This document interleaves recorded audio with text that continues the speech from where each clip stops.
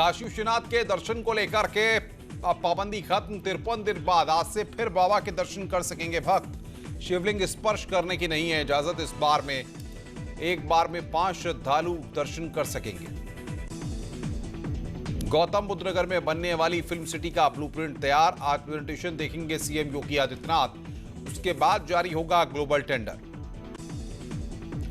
दिल्ली के बाद अब नोएडा में भी कल से दौड़ेगी मेट्रो। सोमवार से शुक्रवार तक सुबह 7 से रात 8 बजे तक मेट्रो चलाने की है तैयारी। पीक आवर में 15 मिनट के अंतराल में मिलेगी मेट्रो। कोरोना संकट के बीच में पीएम मोदी का बड़ा ऐलान। 21 जून से 18 साल से ऊपर के लोगों को फ्री वैक्सीन। नवंबर तक बढ़ाई गई गरीब कल्याण योजना। 80 करोड़ लोगों को मुफ्त मिलेगा अनाज। फ्री वैक्सीन और मुफ्त अनाज के फैसले की सीएम योगी ने की तारीफ तो कांग्रेस ने उठाए सवाल। सीपीआईएम नेता सीताराम येचुरी ने कहा देर आए दुरुस्त आए। ग्रेटर नोएडा की पॉश सोसाइटी जेपी ग्रीन्स में हुआ अवैध रूप से टीकाकरण। स्वास्थ्य विभाग ने 5 लोगों के खिलाफ दर्ज कराया मुकदमा। वैक्सीनेशन सर्टिफिकेट में अलीगढ़ के औरंगाबाद को दिखाया गया था टीकाकरण स्थल। आगरा के श्री पारस हॉस्पिटल के संचालक के वायरल वीडियो से मचा हड़कंप। वायरल वीडियो में ऑक्सीजन संकट के दौरान ऑक्सीजन मॉक ड्रिल में 22 मरीजों के छंटने की बात न्यूज 18 नहीं करता वीडियो की पुष्टि। दिल्ली एम्स में बच्चों पर कोरोना वैक्सीन का शुरू हुआ ट्रायल। पहले चरण में 18 बच्चों को किया गया शामिल। इसमें बच्चों पर वैक्सीन के असर और शरीर की प्रतिरोधक क्षमता का होगा अध्ययन। प्रयागराज में पूर्व सांसद अतीक अहमद गैंग पर कसा शिकंजा। अतीक के भाई की 11 बिस्वा जमीन कुर्क की गई जमीनों पर अवैध कब्जा करने पर होगी कड़ी कार्रवाई। अहमदाबाद जेल में बंद है अतीक अहमद।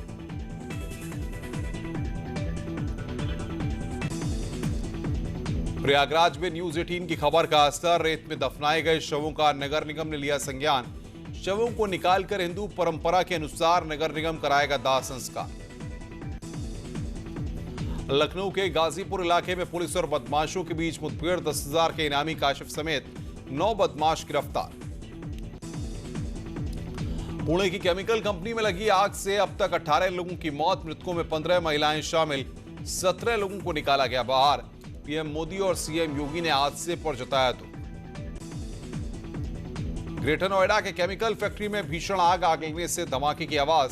सूरजपुर इंडस्ट्रियल एरिया की एक कंपनी में लगी आग। फिरोजाबाद में आगरा लखनऊ एक्सप्रेस वे पर भीषण हादसा। बस ट्रक से टकराया। हादसे में 6 लोग घायल। 3 की हालत गंभीर, अस्पताल में भर्ती। बदायूं में अनियंत्रित कार सड़क किनारे बैठे लोगों को रौंदने के बाद पुल से टकराई। 2 लोगों की मौके पर मौत। 3 गंभीर रूप से घायल। परौली गांव का मामला।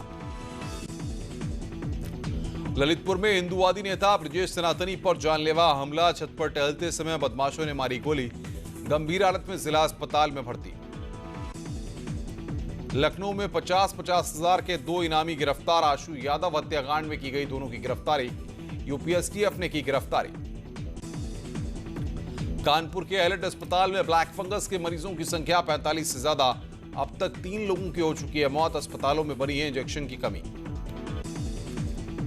पीलीभीत में देर शाम जिलाधिकारी पुलकित खरे ने शराब की दुकान पर की छापेमारी। अवैध ब्रांडों की शराब मौके से पकड़कर डीएम ने लगाया जुर्माना। एफआईआर दर्ज करने के भी दिए निर्देश। फतेहपुर पुलिस ने अवैध शराब कारोबारियों के खिलाफ छेड़ा अभियान। पुलिस और आबकारी विभाग ने छापेमारी कर 127 लीटर कच्ची शराब बरामद की है। पुलिस ने मौके पर 12 कुंटल लहन और 10 शराब बनाने की भट्टियों को भी नष्ट किया है।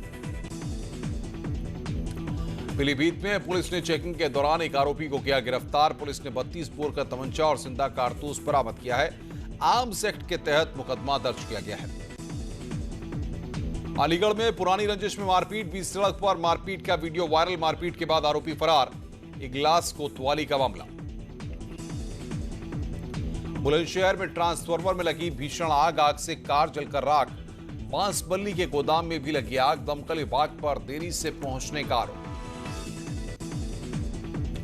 जालौन में मामूली बात को लेकर दुकानदार और ग्राहक के बीच मारपीट। दुकानदार ने ग्राहक पर जमकर बरसाए जूते चप्पल। लोग बने रहे तमाशबीन। उन्नाव में देर रात दबंगों ने जमीनी विवाद में की कई राउंड फायरिंग। सभासद के घर के बाहर हुई फायरिंग। आरोपी मौके से फरार। पुलिस जांच में जुटी। मथुरा में कोरोना संक्रमण के चलते होटल व्यवसाय को लगभग 100 करोड़ का नुकसान। अनलॉक के बावजूद नहीं आ रहे ज्यादा भक्त। दिल्ली में पीएम मोदी से मिले सीएम तीरथ सिंह रावत। उत्तराखंड के विकास कार्यों पर की चर्चा। कोविड संक्रमण और वैक्सीनेशन पर भी मंथन। बीजेपी के राष्ट्रीय अध्यक्ष जेपी नड्डा से भी मिले सीएम तीरथ सिंह। उत्तराखंड के राजनीतिक हालात और संगठन के मुद्दों पर हुई चर्चा। दिल्ली से आज देहरादून लौटेंगे सीएम तीरथ सिंह रावत। शाम 4 बजे पहुंचेंगे सचिवालय। उत्तराखंड कांग्रेस में दावेदारी और लॉबिंग का दौर शुरू। दिल्ली में मौजूद 3 बड़े नेता हरीश रावत, प्रीतम सिंह और इंदिरा हृदयेश सल्ट उपचुनाव में हार के बाद प्रभारी देवेंद्र यादव को हटाने की भी चर्चा। कोटद्वार के द्वारिखाल ब्लॉक प्रमुख की पहल। असहाय परिवारों को लिया गोद। लोगों को पहुंचाई जा रही है मदद। बच्चों की शिक्षा की भी व्यवस्था। 15 जून से उत्तराखंड में मानसून की दस्तक। आपदा प्रबंधन मंत्री धन सिंह रावत ने की समीक्षा बैठक। उत्तराखंड में 341 गांव आपदा की दृष्टि से संवेदनशील। 116 गांव का अभी तक नहीं हो पाया भूगर्भीय सर्वेक्षण। हरिद्वार नगर निगम के बीजेपी पार्षदों ने मेयर अनीता शर्मा और नगर निगम के अधिकारियों पर लगाया घोटाले का आरोप। मेयर से की इस्तीफे की मांग। बाजपुर में कैबिनेट मंत्री यशपाल आर्य ने 3 करोड़ 33 लाख की लागत से बनने वाले लिंक मार्गों का शिलान्यास किया। कार्यक्रम का किसानों ने काले झंडे दिखाकर विरोध किया। उत्तराखंड में कोरोना केस में आई रिकॉर्ड कमी। बीते 24 घंटे में सिर्फ 395 नए केस। 21 मरीजों की हुई मौत। हर जिले में 100 से कम केस आए। उत्तराखंड के लिए लगातार मदद कर रहे राज्यसभा सांसद अनिल बलूनी। आज दिल्ली से राज्य के लिए भेजी गई कोविड राहत सामग्री। चमोली के रेड़ी में आई आपदा का मामला हाईकोर्ट पहुंचा। केंद्र और राज्य सरकार समेत कई विभागों को नोटिस जारी। 20 जून तक जवाब देने का दिया समय। महाराष्ट्र के मुख्यमंत्री उद्धव ठाकरे दिल्ली में प्रधानमंत्री नरेंद्र मोदी से करेंगे मुलाकात। मराठा आरक्षण और चक्रवात राहत के लिए वित्तीय सहायता जैसे मुद्दों पर हो सकती है चर्चा। देश को संबोधित करते हुए पीएम मोदी ने देश के सभी लोगों को मुफ्त वैक्सीन लगवाने का किया ऐलान। 21 जून से होगी अभियान की शुरुआत। राज्यों को फ्री वैक्सीन उपलब्ध कराई जाएगी। पीएम ने कहा कि भारत कोरोना की लहर के दौरान बहुत बड़ी पीड़ा से गुजरा है। पीएम ने बीते 100 सालों में इससे सबसे बड़ी महामारी बताया। उन्होंने कहा कि इस तरह की महामारी आधुनिक विश्व ने कभी नहीं देखी थी।